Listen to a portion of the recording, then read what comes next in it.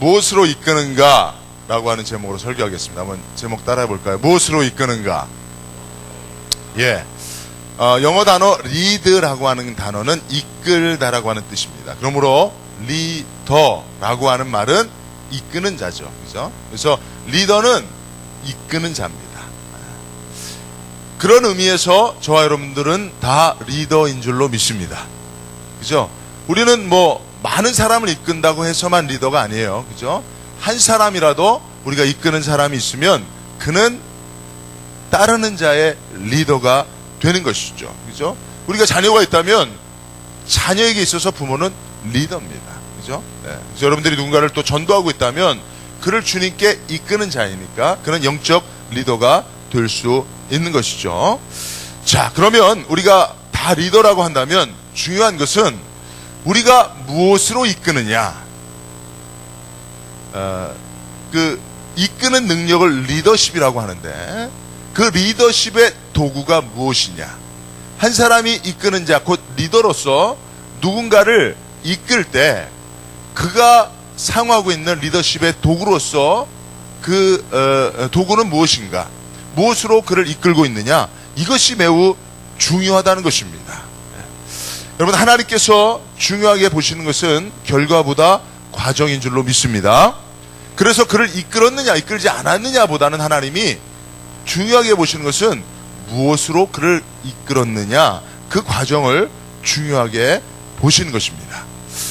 얼마 전에 우리가 이제 북한을 통해서 우리나라가 상당히 많은 충격을 많이 종종 받는데, 우리나라뿐만이 아니라 전 세계가 북한에서 이루어진 한 사건을 통해서 큰 충격을 받았죠. 어떤 사건이죠?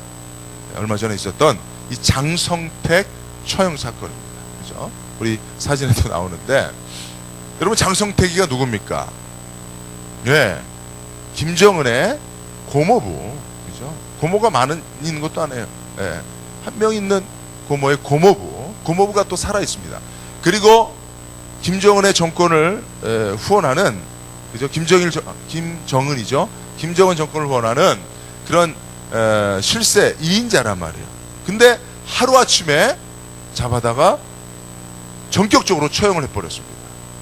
그래서 우리도 놀랬고 전 세계 그런 모든 사람들이 놀랬습니다. 이 사건은 집권 초기에 그 김정은의 리더십의 도구가 무엇인가 라고 하는 것을 아주 대표적으로 보여주는 사건입니다.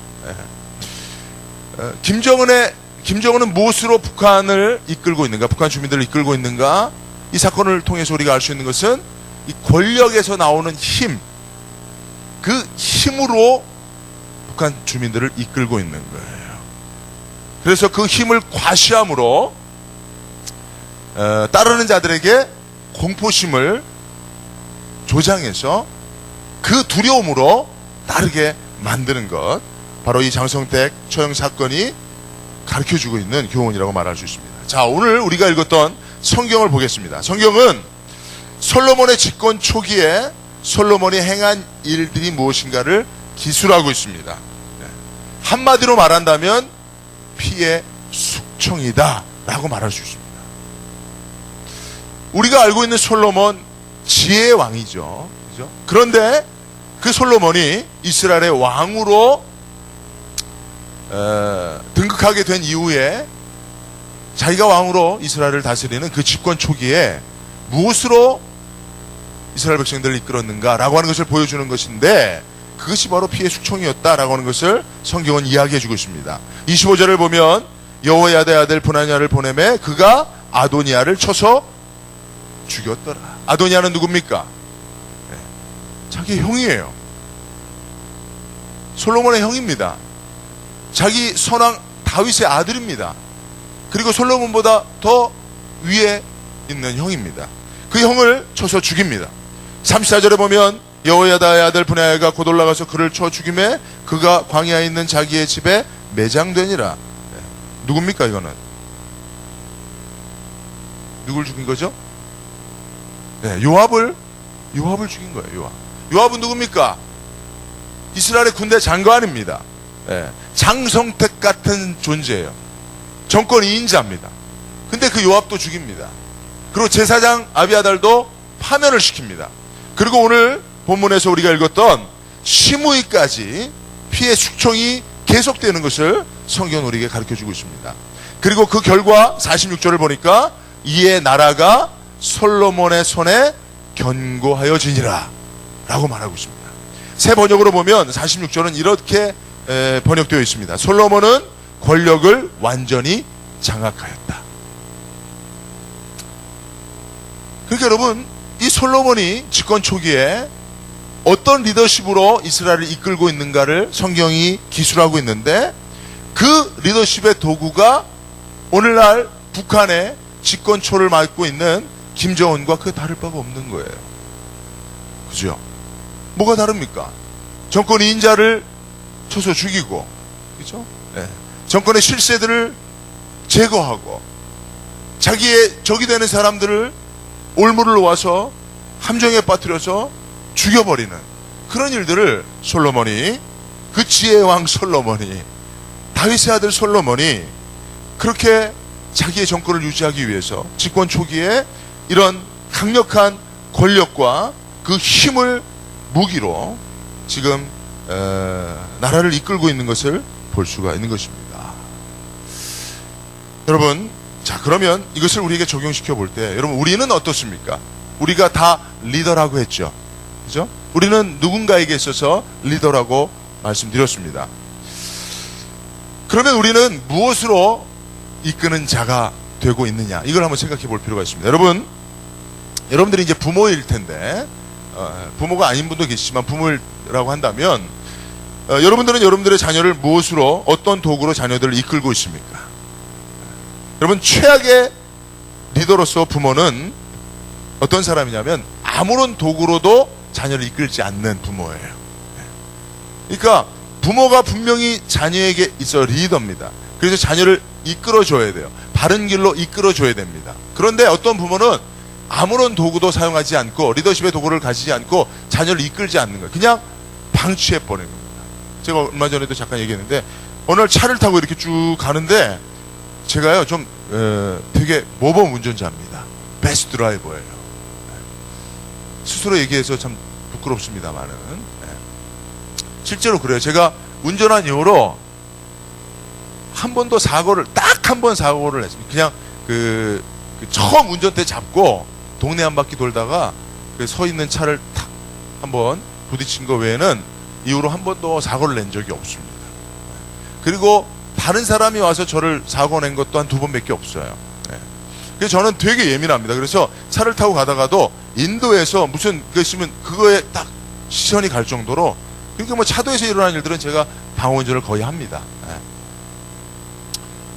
근데 너무 심각하네 이런 얘기 하는데, 여러분. 제가 운전을 잘한다고 하는 게 별로 기분이 안 좋습니까, 여러분? 제가 여러분들 모시고 이렇게 운전하고 교회 차고 다니니까, 운전을 잘하니까 여러분들 행복한 거죠, 그죠? 사고 안 나고 얼마나 안전합니다, 그죠? 그래서 저는 제가 운전하는 게 편해요. 왜냐하면 다른 사람 운전할 때 보면 운전 습관들이 너무 안 좋은 사람들이 너무 많아요. 뭐 이런 거 다 얘기하고 싶지 않은데 어쨌든 그렇습니다. 근데 제가 운전하고 가는데 갑자기 차도에서 애가 팍 뛰어드는 거예요. 조그만 애입니다. 한 30살 된 애인데 애가 막 차도로 뛰어들어갖고 차도에서 뛰어다니는 거예요. 와, 너무 깜짝 놀랐습니다. 야, 차들이 지금 많이 다니고 있는데 애가 차도로 뛰어들어서 그냥 막 이러면서 뛰어다니는 거예요. 얼마나 놀랐는지 몰라요. 근데 곧 이어서 엄마가 다행히도 차도로 뛰어들어서 그 아이를 데리고 황급히 인도로 올라가는 것을 봤습니다. 내가 그걸 보면서 그 엄마를 뒤지게 욕했어요. 저런 왜요? 여러분, 애가 차도로 뛰어들어왔기 때문에, 여러분, 그냥 그 차선에 누가 차를 몰고 있었으면 애는 죽었을 거예요. 여러분, 조그만 애는 잘 안 보입니다. 그러니까 여러분, 그 아이는 큰 사고가 날 수도 있는 거예요. 근데 그 아이가 사고 난다면 그 책임은 누가에게 있는 거예요? 엄마에게 있는 거예요. 엄마가 그 아이를 안전한 길로 이끄는 리더 역할을 해야 되는데 엄마가 그렇게 하지 않은 겁니다. 차라리 그 아이를 손을 잡든지 아니면 뭐 묶어서라도 그렇게 이끌어야만 할 책임이 엄마에게 있었던 겁니다. 그래서 최악의 부모 리더는 아무런 도구도 사용하지 않고 자녀를 이끌지 않는 겁니다. 여러분, 그 다음에 차악의 부모는 뭐냐? 어떤 부모는 마치 여러분 개를 끌고 다닐 때 반드시 어떻게 해야 됩니까? 목줄을 해야 되죠. 그죠? 목줄로 자녀들을 이끄는 부모가 있습니다. 늘 책망과 채찍으로만 자녀들을 이끄는 부모들. 여러분, 우리들의 부모님들이 지금 이렇게 기성세대 부모님들이 대부분 그러셨어요. 회초리, 사랑의 매 이런 거 갖다 놓고 그냥 잘못하면 야 가져와, 다른 말도 없어요. 설명도 필요 없습니다. 매 가져와, 걷어, 그리고 때리면 끝이에요. 심플합니다. 간결합니다. 그러니까 자녀들이 말은 잘 들어요. 그러나 그것은 채찍과 책망으로만, 마치 목줄로, 개가 딴 길로 가면 목줄 당겨 버리면 되는 거죠. 그죠? 그렇게 이끄는 부모가 있습니다. 자, 그러면 그보다 좀 낫지만 최선은 아닌 차선의 부모는 뭡니까? 그것은 당근으로만 자녀를 이끄는 부모예요. 당근으로만. 그러니까 어떤 부모는 자녀에게 늘 좋은 말만 합니다. 제가 여러 번 비유로 드는 거지만, 식당에 갔는데 어떤 아이가 신발을 신고 식당 식탁에 올라가서 뛰고 노는 거예요. 그러니까 엄마가 뭐라 그러냐면, 얘야, 그러면 안 되는 거야. 거기서 놀면 안 돼요. 엄마 말 들으면 착한 아이지. 그렇게 늘 좋은 말만 하는 거예요. 애가 잘못된 행동을 하더라도 좋은 말만 하는 거예요. 그렇죠? 애가 그래도 계속 뜁니다. 그러면 안 되는 거야. 엄마 말 들어야 착한 아이지. 애는 계속 뛰어요. 남들이 밥 먹는 식탁에서 신발을 신고 애가 위에서 놀고 있는데 엄마는 늘 웃으면서, 야, 너 내려오면 착한 아이야. 착한 아이한테 엄마 말 잘 들으면 엄마가 뭐 이렇게 해줄게. 당근만 계속 주시하고 있는데 애가 당근을 안 먹어요. 당근을 안 받고 그냥 거기서 뛰고 있는 거예요. 이런 부모들이 많습니다. 요새 부모들이 대부분 그렇죠. 그죠? 잘못하면 책망도 하고 칭찬도 하고 번갈아 해야 되는데 무조건 칭찬만 하는. 그러면 안 돼. 좋게 얘기하는 거야. 좋게만 얘기하는 거예요. 그럼 애들이 안 듣죠. 그죠? 그러면 여러분, 부모로서 최선의 부모는 누굴까요? 최선의 부모는 어떤 도구로 자녀들을 이끄는 자일까요? 자, 이것을 설교 결론 부분에 말씀을 드리겠는데요. 여러분, 우리 교회에서 어떤 집사님, 회사에 좀 관리직에 계시는 집사님이 그런 얘기예요. 목사님, 제가요, 우리 부하 직원들 이렇게 이끌다 보니까 이런 일이 있대요. 그러니까 9번 잘해주다가 한 번 좀 뭐라 그러면 어떻게 해요? 부하 직원이 불평을, 원망하는 거예요. 그리고 9번 잘해준 거는 그거는 다 잊어버린다는 거예요. 그런데 9번 뭐라 그러다가 한 번 잘해주면, 이야, 참 감사하다, 고맙다, 그런다는 거예요. 그래서 잘 안 해준다는 거예요. 그러니까 그 집사님의 리더십 도구는 뭐예요? 9대 1인데 채찍이 9고 당근이 1인 거예요. 그죠? 근데 여러분, 실제로 맞는 말입니다. 실제로 그 집사님처럼 하는 것이 옳습니다. 따르는 자들을 잘 이끌기 위해서 그렇게 하는 것이 옳습니다. 왜 그런지 아세요? 왜 그런지 아세요? 인간은 약하고 악하기 때문에 그렇습니다. 한번 따라 합시다. 인간은 약하고 악하다. 인간은 약하고 악하기 때문에 그들을 효과적으로 이끌려면 그와 같이 하는 것이 맞습니다. 특별히 인간은 약하고 악할 뿐만 아니라 더럽기까지 합니다. 여러분, 오늘 말씀에서 보면 44절에 보면, 왕이 또 시므에게 이르되 내가 내 마음으로 아는 모든 악 곧 내 아버지에게서 행한 바를 내가 스스로 아나니 여호와께서 내 악을 내 머리로 돌려 보내시리라 라고 솔로몬이 시므이가 악하다라고 이야기하는 거예요. 그렇기 때문에 내가 너를 쳐 죽이겠다고 얘기하는 겁니다. 또 에베소 4장 19절에 보면 그들이 감각 없는 자가 되어 자신을 방탕에 방임하여 모든 더러운 것을 욕심으로 행하되는 겁니다. 그러니까 사람이 악하기도 할 뿐만 아니라 약하기도 하고 더럽기까지 하단 말이에요. 그러니까 그러한 사람들을 잘 이끌려면 세상적인 도구가 필요하다는 겁니다. 그죠? 잘해주면 악한 그들은 오히려 치받는단 말이에요. 그러니까 그런 사람들은 힘을 보여주고, 그죠? 힘을 보여주고, 권력의 힘을 보여주고, 그 다음에는 당근을 제시하고, 그 다음에는 계속적인 채찍을 통해서 이끄는 것이 세상적인 리더십에 있어서 효과적인 리더십이라고 그렇게 말할 수가 있습니다.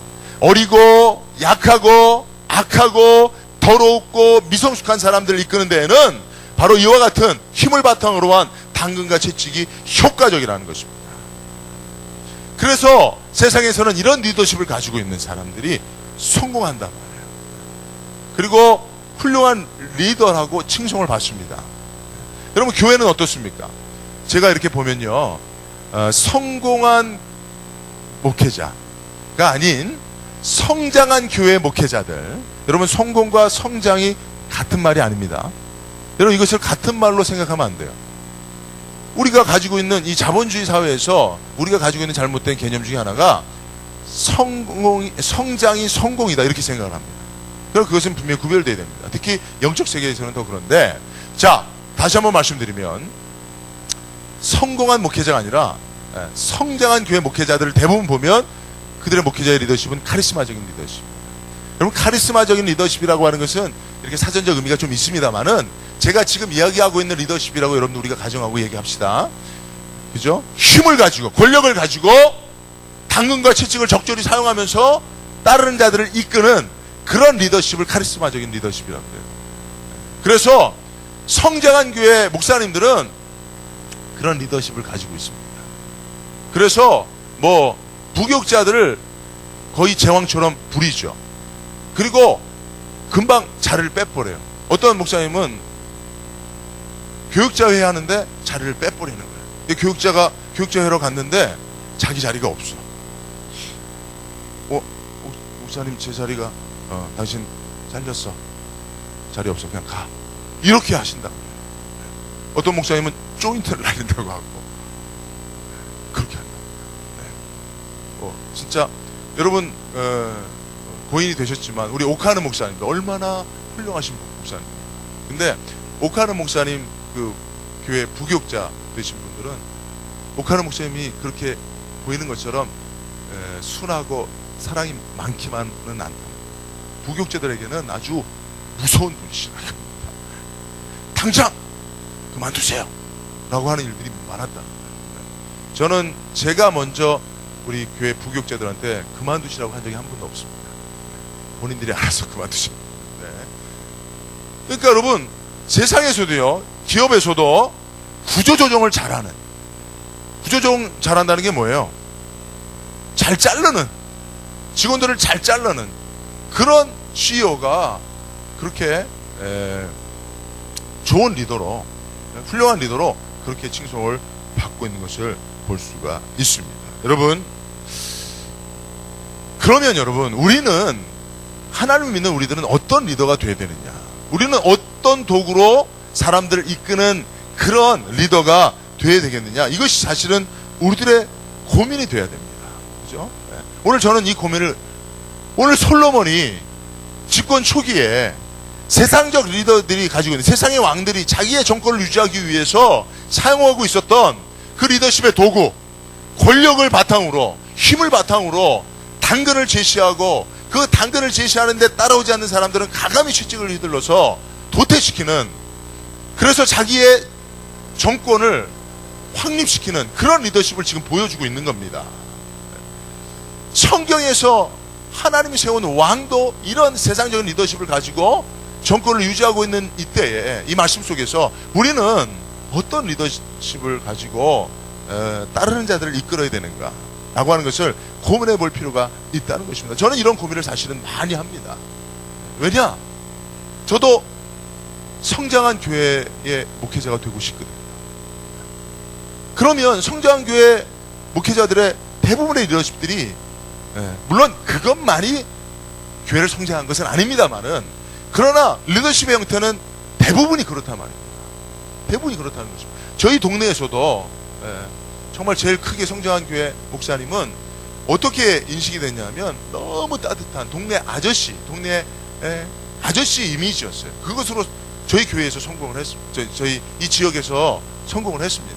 그래서 그 목사님은 뭐 말씀을 잘 전하고 뭐 잘 그런 분은 아니지만 늘 따뜻하고 동네 이웃 아저씨처럼, 그래서 어려운 사람들을 보면 꼭 돕는 분이다. 그렇게 이미지가 됐는데, 그 교회 부교육자들은 저하고 잘 아는데 부교육자들한테는 안 그런다. 부교육자들을 서로 경쟁시켜서, 왜냐하면 저희 교회가 이상하게 전도하는 프로그램들을 그 다음에 꼭 하는 거예요. 전도용품을 만들면 그거보다 똑같은 전도용품을 더 많이 만들어서 배포하고 막 그러는 거예요. 그래서 제가 문제 제기를 했습니다. 왜 그러냐? 당신네 교회와는 비교도 안 되는 우리 교회가 한 동네에서 전도하면 최소한 똑같은 걸 전도용품으로 써서 그렇게 막 배포해서는 안 되지 않느냐라고 제가 문제 제기를 하니까 저희 부목사님이 그렇게 저한테 연락이 와서 그러더라고요. 저희도 죽겠습니다. 저희도 전도 안 하면 잘리니까 어쩔 수 없이 경쟁할 수밖에 없다는 거예요. 누가 그분을 자르겠습니까? 부목사님들은. 그렇게 동네 이웃집 아저씨 같은 그런 푸근한 이미지의 그 담임 목사님이 결국은 교회 조직을 운영하는 데 있어서는 이런 카리스마적인 리더십을 가지고, 네가 전도 안 하면, 다른 교회들은 열심히 전도하는데 너는 전도 안 하면, 너 교구를 부흥시키지 않으면 잘라버린다는 거예요. 그런 리더십의 도구를 가지고 교회를 이끌고 있다는 겁니다. 그러니까 교회는 성장하는 거예요. 막 잘리고 싶지 않으면 죽으라고 하는 거죠. 그죠? 이런 고민들을 가지고 그렇게 제가 사실은 많은 고민들을 가지고 오늘 사실은 이 말씀은 그런 오랜 고민 가운데 여러분들에게 드리는 말씀이라고 볼 수 있습니다. 자, 그러면 그런 유혹 가운데서 우리가 선택해야 될 리더십의 도구는 뭐냐? 어떤 리더를 우리가 정말 모델로 삼아야 되느냐? 뭐 답은 하나겠죠, 여러분. 이 문제에 대한 답은 하나겠죠. 답이 뭡니까? 예수님이 답입니다. 그죠? Jesus is the answer. 예수님이 모든 문제의 답입니다. 그죠? 그래서 여러분, 예수님의 그 리더십 모델이 우리가 본받아야 될 리더십 모델인 줄로 믿습니다. 자, 그러면 우리가 오늘은 예수님을 좀 생각해 볼 필요가 있습니다. 여러분, 예수님을 따르는 자들은 아주 다양했습니다. 그 가운데 많은 사람들이 거칠고 학문 없는 자들이었습니다. 그러므로 그들을 이끄는 데 있어서 예수님이 가장 효과적인 그런 리더십 도구로 선택할 수 있는 것들이 있었죠. 그죠? 예수님을 따르는 자들이 대부분 어부였어요. 그러니 학문이 없는 자들이었어요. 그죠? 그렇게 똑똑한 사람들이 아닙니다. 무식한 사람들이 많습니다. 육체 노동을 하고 공부는 좀 등한시하는 분들이 많았습니다. 그죠? 그러니 그런 사람들을 이끌 때 간단하게 하면 되는 거예요. 예수님이 얼마나 힘 있는 자인지를 보여주고, 그죠? 그리고 예수님을 잘 따라오면 너희들이 내 권력을 나눠 받을 것이다라고 하는 그런 당근을 제시하고, 그리고 잘 따라오지 않을 때마다 힘을 통해서 그들을 잘라버리거나 그러면 되는 거예요. 그죠? 왜냐하면 예수님을 따르는 사람들이 엄청 많았습니다. 예수님의 제자는 12명이었지만 예수님을 따르는 사람들은 수많은 사람이 예수님을 따랐습니다. 그러니까 보십시오. 그리고 예수님은 사람들로부터 칭송을 받고 또 예수님이 원하면 얼마든지 세상 권력을 취하실 수가 있었습니다. 따르는 자들의 위에 군림할 수 있는 권력자가 될 수 있었습니다. 뿐만 아니라 예수님은 얼마든지 많은 돈을 모으실 수 있었습니다. 왜요? 예수님이 죽은 자도 살렸고 병든 자도 고쳤으니 병든 자가 고침받고 헌금 좀 하시죠. 예수님이 이렇게 말하면 헌금 안 할 사람이 누가 있어요? 그래요, 안 그래요? 38년 된 병자 이렇게 세워놓고 헌금 좀 하시죠. 그러면 헌금 안 할 사람이 누가 있겠어요? 죽은 자 살려놓고 헌금 하시죠. 그럼 헌금 안 할 사람이 누가 있겠어요? 예수님은 얼마든지 많은 돈을, 그죠? 모을 수 있는 분이셨습니다. 그리고 그것을 도구로 따르는 제자들을 예수님이 원하는 대로 100% 순종하며 따르게 할 수 있었습니다. 그죠? 네. 그리고 예수님을 따르는 제자들은요, 예수님을 따를 때 그물을 버려두고 자기 집을 버려두고 부모를 버려두고 완전히 모든 것을 포기하고 주님을 따랐어요. 그죠? 베드로도 그랬고 야고보도 그랬고 요한도 그랬습니다. 그러니 그들이 예수님의 제자의 위치에서 잘리면 그들은 큰일 납니다. 이제 어디 갈 데도 없는 그런 사람들이에요. 그러니 예수님이 베드로가 잘 안 따라온단 말이에요. 예수님이 이끄는 대로 잘 안 따라온단 말이에요. 그럼 어떻게 해요? 베드로야, 너 잘리고 싶냐? 너 잘리고 싶어? 너 갈릴리로 다시 갈래? 잘릴래? 잘 따라올래? 이러면 딱 한마디면 끝나는 거예요. 예? 베드로 하나한테 딱 제자를 불러놓고, 야, 니들 정말 이럴래 정말? 야, 나 십자가 지러 가는데 니들 자꾸 그럴래? 나 따라오면서 자꾸 니들끼리 누가 그냥 싸울래? 너 정말 너희들 그러면 말이야, 나 가만 안 있어. 너희들 다 잘라버리고, 야, 너희들 말고 내가 얼마나 많은 사람들이 나를 따르고 있는지 알지? 어? 지금 수많은 사람들이 나를 왕으로 삼으려고 하고 있는 거 너희들 알아 몰라? 자, 보십시오. 요한복음 6장 15절에 보면, 그러므로 예수께서 그들이 와서 자기를 억지로 붙들어 임금으로 삼으려는 줄을 아시고 다시 혼자 산으로 떠나가시니라 했습니다. 많은 사람들이 예수님을 임금 삼으려고 했다니까요. 돈을 가지고 와서, 그죠? 환호성을 지르면서 예수님을 임금 삼으려고 했단 말이에요. 그러니 12제자들 말 안 들으면 바로 잘라버리고, 예수님을 따르는 수많은 사람들 중에서 똑똑한 사람, 권력 있는 사람, 힘 있는 사람, 지식 있는 사람, 돈 있는 사람 불러다가 다시 제자 재편하면 되는 거예요. 고민할 이유가 없는 겁니다. 그렇게 위협해버리면 또 제자들도 뭐 예수님 따르기 위해서 모든 거 버렸는데 예수님한테 잘리면 자기는 어디 갈 거예요? 야, 예수님 따라다니면서 얼마나 환호를 많이 받았습니까? 베드로요, 막 야곱이요. 근데 하루아침에 예수님부터 잘려버리면 그 다음부터는, 야, 저거 얼마나 못났으면 잘렸을까 하고 손가락질당을 생각하면 예수님이 자른다고 위험만 한마디만 했으면 100% 순종했을 거예요. 근데 예수님은 한 번도 그런 적이 없다.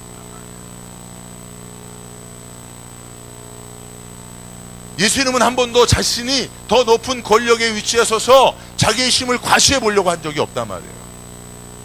예수님은 한 번도 더 많은 돈을 끌어모아서 그걸 가지고 사람들을 컨트롤하려고 한 적이 없단 말이에요. 오히려 그런 위치에 자기 자신이 세워질까봐 도망 다녔단 말이에요. 좀 전에 읽었던 말씀에서도 사람들이 임금 삼으려 하니까 그 사람들을 피해서 도망가 산으로 들어가 버리시잖아요. 왜 예수님이, 그러면 예수님 제자들이 잘 따랐습니까? 예수님을? 그렇지도 않았단 말이에요. 그런데도 왜 예수님이 그런 도구들을 사용하지 않으셨냐 말이에요. 우리가 여기서 이런 고민을 함께 해볼 필요가 있다는 것입니다. 여러분, 예수님은 무엇으로 제자들을 이끄셨습니까? 두 가지예요. 사랑과 모범. 따라합시다. 사랑과 모범. 예. 마음속에 따르는 자들에 대한 사랑으로 충만히 채우시기 위해서 날마다 기도하셨습니다. 예. 잘 따르지 않는 그 제자들, 예수님이라고 안 미웠겠어요? 예. 자기를 따르면서 누가 더 크냐라고 싸우고 있는 그 어리석은 제자들을 볼 때 예수님도 속이 답답하지 않으셨겠어요? 그러나 그럴 때마다, 그 마음에 미움이 생길 때마다 어떻게 해요? 예수님은 기도하셨단 말이에요. 기도하셨단 말이에요. 뭐라고 기도하셨겠습니까? 저 같으면 그렇게 기도했을 거예요. 하나님, 어째 저런 것들을 내가 선택해서, 저것들 때문에 내가 갈 길도 바쁜데, 할 일도 많은데, 십자가도 져야 되는데, 저것들 때문에 내가 뒤만 돌아오면 싸우고 있고, 뒤만 돌아오면 지지고 볶고 있고, 저것들을 버리고 다른 것들을 좀 데리고 오면 좋겠습니다. 하나님, 좀 똑똑한 것들을 보내주세요. 나 같으면 그렇게 기도했을 거예요. 근데 예수님은 그렇게 기도하지 않으셨지. 하나님, 저들을 더 사랑하게 해주세요. 어리석은 저들은 자기들이 행하는 일을 알지 못합니다. 하나님, 저들을 용서하시고 제가 저들을 잘 이끌게 해주세요. 그렇게 기도했다. 사실 여러분, 저도 이게 참, 이 말씀을 준비하고 많이 묵상을 하면서 참 그런 애환을 여러분들과 한번 좀 나누고 싶은 마음이 있더라고요.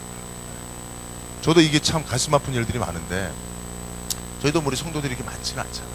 그렇죠? 그러다 보니까 교회에서 이렇게 해야 할 일들은 많고, 그러다 보면 그가 아니면 안 되는 일들이 많습니다. 큰 교회는 그가 아니면 줄 서 있거든요. 번호표 들고 다 줄 서 있는데, 작은 교회들은 그가 아니면 안 되는 일들이 많아요. 그렇죠? 근데 예수님은요, 얼마든지 많은 사람들이 있었지만 그 제자들을 포기하지 않으셨어요. 그러니까 나는 오히려 예수님은 조금 그래도 나보다 나은 것 같아요.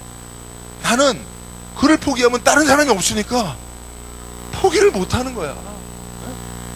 그러니까 막 내가 늘 아쉬운 거지. 그게 그러니까 마음에 상처가 돼. 참, 하기 싫으면 하지 말라고 그러고 싶은데 말을 못하는 거예요. 말을 못하는 거예요. 그거 안 하면 할 수 없으니까. 근데 나는 거기서 사실은 이끌어가는 자로서의 그런 연약함을 느끼고 가슴 아파하지만, 그러나 거기서 우리가 또 생각했던 건 뭐냐면, 그가 아니면 안 되는 그 위치에 하나님이 그를 세워놓으신 것이 얼마나 감사하냐 말이에요. 네? 그걸 감사하고 따라갈 때 우리는 하나님 앞에 된 인생을 살게 되는 것 아니겠습니까? 그렇죠? 네. 이것은 뭐 제가 여러분들에게 함께 나누고 싶은 잠깐의 애안이었습니다만은, 어쨌든 예수님은요, 네? 베드로가 아니면 또 다른 베드로는 얼마든지 많이 있었습니다만은, 그러나 그 베드로를 갈아치우는 쉬운 선택을 하지 아니하시고, 그 어리석은 베드로, 그 연약한 베드로, 그 제자들을 위해서 사랑으로 기도하셨단 말이에요. 네. 그래서 여러분, 우리가 예수님 같은 리더가 되려면 많이 기도해야 합니다. 기도하면서 많이 울어야 합니다. 네. 쉬운 거가 있지만 그 쉬운 것을 포기하고 정말 우리가 예수님처럼 그렇게 이끌려면 정말 사랑으로 위해서 기도를 많이 해야 됩니다. 그리고 그래서 요한복음 17장 24절에 보면, 아버지여 내게 주신 자도 나 있는 곳에 나와 함께 있어 아버지께서 창세전부터 나를 사랑하심으로 내게 주신 나의 영광을 그들로 보게 하시기를 원하옵나이다 하며, 예수님은 늘 하나님 앞에 무엇을 기도했냐면 하나님이 나를 사랑하신 그 사랑을, 그 영광을 제자들에게 보여주기를 원한다. 그 사랑으로 그들을 이끌기를 원한다라고 기도하신 줄로 믿습니다. 그리고 예수님은 모범을 보여주셨습니다. 모범. 그죠? 예수님은 무엇으로? 사랑으로 이끌고 모범으로 이끄셨어요. 어제 우리 그 제자훈련반에서 그 회식을 갔는데, 와, 그렇게 잘 되는 식당이 없어요. 근데 제가 알기로는 그 식당이 원래는 그 오리고기집이에요. 오리 주물럭집이에요. 사람이 많아. 근데 제가 한 거의 몇 년 만에 갔어요. 갔는데 거기는 메뉴가 바뀌었더라고요. 두부 전골하고 보쌈집으로 바뀌었고, 근데도 여전히 손님이 꽉 차 있습니다. 근데 이 집이 왜 이렇게 손님이 잘 되는가? 물론 뭐 음식도 맛있지만 그렇게 막 꽉 차서 그렇게 사람이 많을 만큼 음식이 특별하지는 않더라고요. 그죠? 뭐 두부전골 같은 거 뭐 특별한 거 있습니까? 맛이 대부분 그렇죠. 근데 제가 한 가지 비결을 알았어요. 거기 다른 분들은 더 빨간 그 계량 한복을 입었는데, 한 분만 노란 계량 한복을, 아주 고급스러운 한복을 다 입고 계시는데, 그분이 제일 빠르게 움직이고 있어요. 제가 볼 때는 옷 입은 거 보니까 주인이야. 옷을, 주인이 아닌 사람이 혼자 그렇게 옷을 쫙 특별하게 입을 리가 없어요. 주인이 맞습니다. 맞는 것 같아요. 근데 그 사람이 제일 빠르게 움직이고 있어요. 다른 종업원들은 이렇게 뭐 띵동 울려도 이렇게 그러는데, 그 종업원 띵동 울리면 막 달려가서 막 이러고 있는 거예요. 그러면서 자기보다 느리게 움직이는 종업원들에게 아무런 말도 하지 않아요. 그리고 혼자 열심히 서빙을 하더라고요. 아, 저게 비결입니다. 저게 예수님의 리더십 모델이구나. 할렐루야. 아, 모범을 보여요. 여러분, 예수님이 그러셨습니다. 제자들에게 전도해라 라고 말씀하시지 않고 전도를 하셨어요. 본인이 전도의 모범을 보이셨습니다. 야, 기도 좀 해라 라고 말씀하시기 전에 기도의 모범을 보이셨어요. 예수님, 제자들이 종종 예수님이 안 보이는 거예요. 도대체 예수님이 어디가 있는 거야? 이렇게 바쁜데, 그리고 예수님을 찾아 나오면 예수님 뭐 하고 계셨어요? 한적한 곳에서 기도하고 계셨어요. 그러니 기도하라는 말씀보다 기도의 모범을 보이니까 제자들이 따라갔단 말이에요. 그러나 그것이 힘든 일입니다. 저도요, 기도의 모범을 보여도 기도 안 합니다. 성도들이. 저는 새벽 기도 거의 빠지지 않습니다. 1년. 제가 지금 기침을 이렇게 많이 하고 얼마나 힘든지 몰라요, 여러분. 내가 밤에 잠을 못 자요. 기침 때문에. 내 기침을 참고 있는 거지, 기침하고 싶을 때 하면 내 설교도 못 한다니까요. 그렇게 내가 지금 몸이 안 좋고 힘든데도 새벽기도 안 빠진단 말이에요. 뭐 지난주에 한 번 빠졌습니다만, 1년 가도요 한 번, 두 번밖에 안 빠져요. 기도 이렇게 기침을 많이 해도 안 빠져요. 왜요? 모범을 보이려고. 정도에게 기도하려고 모범을 보이려고. 내가 이렇게 안 빠지는데 그 모범을 보여도 안 따라와. 내가 그렇게 모범을 보이고 기도해도 기도 죽어도 안 해. 그러니 힘들죠. 차라리 여러분들한테 내가 기도는 안 할지언정 기도하세요. 기도를 하고 여러분들이 복을 받을 줄 생각지 마세요. 기도 안 하고 부모 노릇 할 것 같습니까? 중직자들 기도 안 하면 중직자 직분 다 잘라버립니다. 무슨 중직자가 기도도 안 해? 새벽 기도 안 하고 믿음 있다고 말할 수 있어? 그래요 안 그래요? 이렇게 말하고 싶어요 제가 여러분들에게. 이렇게 말하고 싶으면 쉽잖아요, 그죠? 막 뭐라 그러면 찔려서 나오는 사람도 있거든요. 내일부터 중직자들은 다 새벽 기도 나와요. 뭐 읽고 예외 없습니다. 기도 안 하는 사람들은 다 잘라버립니다. 우리 교회는 중직자 되려면 기도 안 하면 안 됩니다. 아시겠어요? 라고 말하고 싶어요. 쉽잖아요. 그러면 새벽 기도 이렇게 기침하면서 밤 못 자고 나와서 행한 거 보면서 가슴 아픈 일은 없을 거 아니에요. 그죠? 우리 교회 중직자들만 나와도 뭐 그래도 새벽 기도는 얼추 차니까. 그런데 예수님은 그렇게 안 하셨단 말이에요. 그래서 나도 그렇게 안 하는 거예요. 속 시끄럽지만 쉬운 도구가 있는 걸 알지만 어떻게 하든지 예수님처럼 하려고 위협하지 않는 거예요. 제 아는 제일 친한 동기 목사님 머리를 빡빡 깎고 나한테 사진을 보내왔더라고요. 왜? 거기 목사님 머리 깎으니까 좋습니다. 성도들이 각성하대요. 이렇게 딱 써있더라고요. 제가 여러분 다음 주에 머리 딱 깎고 딱 나와갖고 전도하세요 여러분. 막 그렇게 하고 여러분 기도 안 하십니까? 이러면서 딱 하면 여러분들 안 하겠어요? 그죠? 쉬운 거예요. 쉬운 거예요. 그러나 예수님은 그렇게 안 하셨어요. 예수님 머리를 한 번도 깎은 적이 없어요. 그죠? 성경을 보십시오. 예수님이 언제 제자들이 불순종하고 잘 따르지 않는다고 위협한 적이 있는가? 당신의 능력을 사용하실 때 따르는 자들을 겁주려고 사용하신 적이 있는가? 예수님이 언제 돈을 가지고 사람들을 컨트롤한 적이 있는가? 예수님은요 12영이나 되는 천사들을 불러서 마음대로 부르실 수 있는 능력 있는 분이에요. 예수님 자기가 원하면 이스라엘의 왕이 될 수 있는 분이에요. 예수님은 혼자서도 일당천하와 맞서 싸우실 수 있는 분이에요. 그렇죠? 오병이어로 몇 명 먹였죠? 네? 5,000명 먹이고 12왕중에 남겼으니 예수님은 물질에 있어서도 뭐 탈추형을 불허하는 분이에요. 근데 그런 것 가지고 한 명도 예수님이 그것 가지고 사람들을 이끌었으면 십자가에 예수님 혼자 있을 수 없을 겁니다.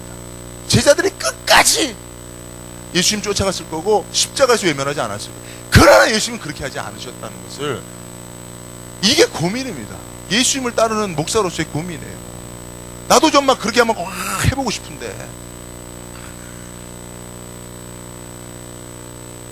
안 할 거예요. 그러면서 하고 싶은데 예수님은 그렇게 하지 않으셨으니까 그게 저의 고민인 것입니다. 그럼 예수님은 무엇으로 제자들을 이끌려고 하셨는가? 근데 예수님이 한 가지 포기하지 않으신 것이 있는데 그건 뭐냐면 계속 말씀하시는 거죠. 제자들에게 하여튼 돌아가실 때까지, 승천하실 때까지 계속 말씀하셨어요. 계속 말씀하셨어요. 그 말씀은 뭐냐면 예수님이 제자들을 이끌고 가시기 위해 주님이 먼저 걸어가신 그 길이 어떤 길인지 설명하신 거예요.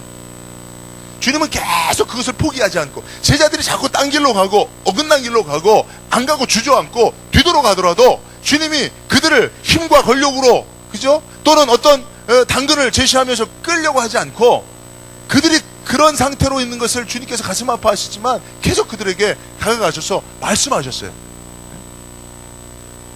그렇게 말씀하셨어요. 그죠? 너희는 가서 모든 족속으로 제자를 삼아 아버지와 아들과 성령의 이름으로 세례를 주고 내가 너에게 분부한 모든 것을 가르쳐 지키게 하라. 계속 말씀하셨어요. 이해도 못하고 그 길로 가려고 하는 의사도 없는 그런 제자들을 계속 말씀하셨습니다. 왜 예수님이 그렇게 말씀하셨을까? 그게 예수님의 넋두리였다. 그건 아니란 말이에요. 예수님께서 왜 말씀하셨냐면 나중에, 자, 우리 결론적으로 말씀드리면 예수님이 정말 사람들을 이끄는 도구로 사용하셨던 게 뭐예요? 절대적으로 의존하셨던 게 뭐예요? 성령이십니다. 따라합시다. 성령이십니다. 예수님은 오직 성령이 임하시면 이제 너희가 그 길을 갈 수 있을 거다. 성령이 너희를, 내가 그토록 너희를 이끌기 원하는 그곳으로 이끌고 가실 거다 라고 그렇게 예수님은 성령에게 완전히 의탁하셨습니다. 자기가 이끌려고 하지 않으셨어요.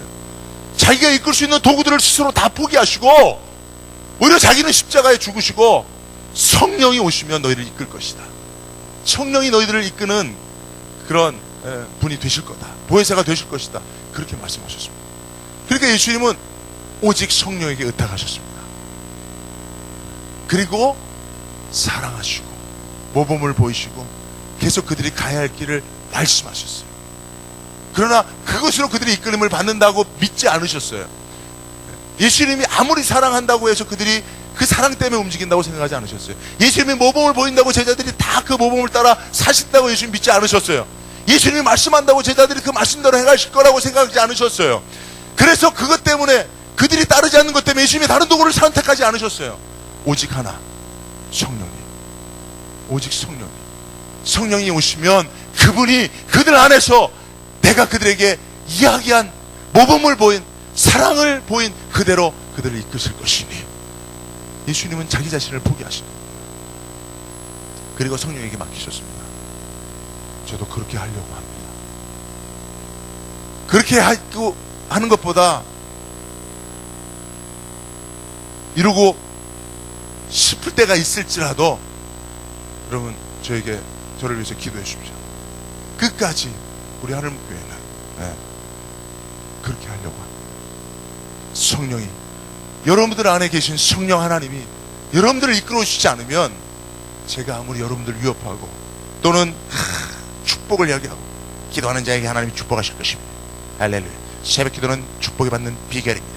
여러분들 새벽 기도 하시면 축복받고 새벽 기도 안 하시는 자들은 축복을 기대하지 마시기 바랍니다. 막 이렇게 당근을 제시할 수 있죠. 그죠?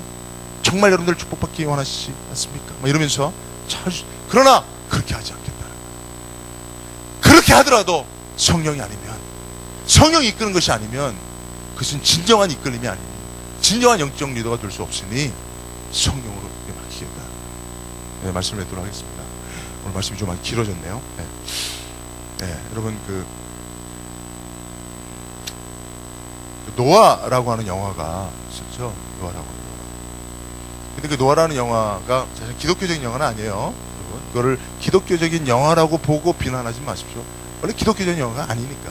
성경에 있는 노아의 방주 사건, 홍수 사건을 가지고 와서 감독이 자기가 말하고자 하는 것을 말하는 것 뿐이니까 그걸 가지고 너무 호들갑 떨 필요는 없어요. 그죠? 오히려 성경의 이야기를 소재로 삼은 것에 고마워하면 돼요. 그냥. 그러나 진리는 진리로 존재할 뿐이죠. 그죠? 그 영화 때문에 성경의 진리가 왜곡되지 않잖아요. 그죠? 그러니까 여러분, 근데 노아의 그 영화에 보면 이런 대사가 있어요. 세상에는 두 가지가 있는데 하나는 뜨는 것과 가라앉는 것이 있다. 여러분 그 대사를 보면 제가 생각하는 거예요. 지금 한국교회가 다 가라앉고 있습니다. 한국교회만 가라앉으면 한국교회 성도들이 함께 지금 침몰하고 있어요. 어떻게 보면 지금 이 홍수시대, 이 죄악의 홍수시대에 정말 방주처럼 떠올라야 되는데 한국교회와 성도들이 다 가라앉고 있다. 다 가라앉고 있어요. 왜 가라앉을까? 그러면서 저는 그 생각을 합니다. 예수님의 말씀에 의지해서 무리를 걸었던 베드로가 어느 순간 가라앉았다. 지금 우리 한국교회가 그거와 같다. 노아의 홍수시대에 가라앉아 버리는 그 심판받은 사람들과 또 베드로처럼 가라앉아 버리는 것과 그 이유가 뭐냐? 그거 역시 자기, 내가 뭐를 하고자 하면 결국은 가라앉게 돼요. 베드로가 예수님을 의지하고 무리를 걸었을 때는 무리를 걸을 수 있었습니다. 자기 몸무게를 극복할 수 있었습니다. 그러나 바람을 보고 두려워서 자기가 에고가 살아나게 됐을 때는 가라앉게 돼요. 왜 한국교회 특별히 목회자들이 목회 세습을 그렇게 하고 왜 그런 추문에 휩싸이게 됩니까? 자기가 이끌었다고 생각하니까, 내가 이끌었다고 생각하니까 그런 겁니다. 왜 부모들과 자녀들이 말년에 가서 다툼입니까? 내가 자녀를 이끌었다고 생각하니까 서운한 겁니다. 그러나 자식은 자기가 컸다고 생각하니까 이게 안 맞는 거예요. 그럼 똑같습니다. 여러분들이 내가 이끌었다고 생각하지 마십시오. 내가 무엇을 하고 있다라고 생각하지 마십시오. 성령이 하시는 거예요. 성령이 인도하시는 겁니다. 우리 모두가 그런 마음을 가지고 정말 진정한 리더가 되어줄 때, 자녀의 리더, 직장에서의 리더, 교회에서의 리더가 되어질 때, 그때 우리는 주님과 함께 기뻐하실 수 있는 줄로 믿습니다. 기도합니다.